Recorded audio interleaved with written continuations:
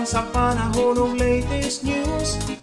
Daron sa tuloy niya ang Pag-asa Mactan, pinagi ni Ma'am Junina Marti. Ma'am, may adlong Domingo. Mayong buntag, sir, og sa itong mga suking tipaminaw, matong latest weather update.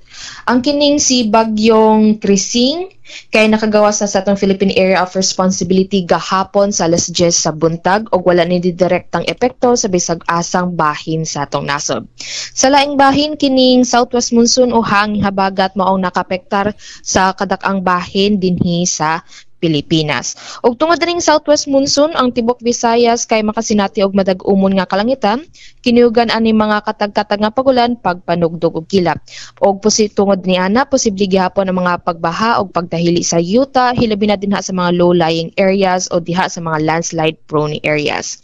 Sa laing bahin, ang Visayas kay padayon kaya po makasinati sa hinay ngadto na sa kasarangan na paghuro sa hangin na magumikan sa habagatang kasadpan diin to kadagatan magpabiling malinawon ngadto na sa kasarangan ang mga pagbalod. Dinhi sa Cebu atong kadagatan kay nay pagtaob ni taob ganinang alas 5:33 sa buntag ug muhunas kini unya sa 1:42 sa hapon.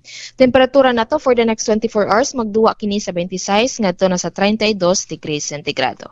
Atong haring adlaw kay nisilang ganinang alas 5:31 sa buntag ug mosalop kini ugma unya sa alas 6:10 sa gabii. Philippine Standard Time kay alas 5:58 na ug matong latest weather update gikan diri sa buhatan sa DYST Pag-asa Mactan kini si Janina Marte, mayong buntag ug daghang salamat. Salamat kayo, Ma'am Junina. May adlong Domingo sa Pag-asa. Ay sa payon, sir. Okay, good morning.